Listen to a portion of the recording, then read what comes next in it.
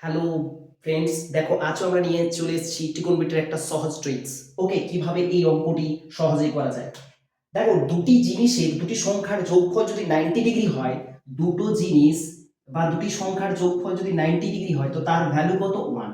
দেখো, 19 ডিগ্রি আর 71 ডিগ্রি এটা যোগ করলে কত হয়? 90 ডিগ্রি। তাহলে 90 ডিগ্রি মানে কত লিখবো আমরা? 1।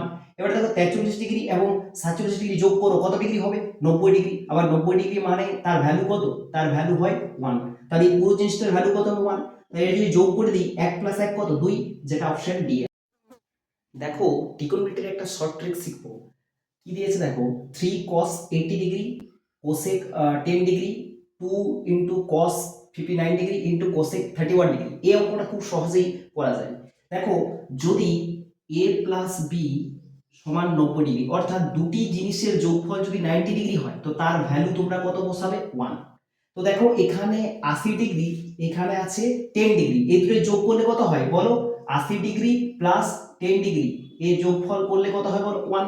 তাহলে এটার জায়গায় আমরা কি করতে পারি? 1। এবং এই পুরো জিনিসের সাথে সাথে 3 গুণ আছে, 3 গুণ করো, মাঝে প্লাস আছে, প্লাস দাও।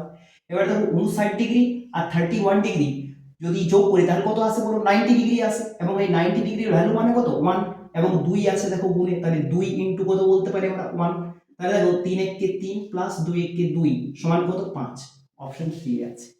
এই ধরনের অঙ্কগুলো খুব দ্রুত করার জন্য অবশ্যই আমার চ্যানেলটিকে সাবস্ক্রাইব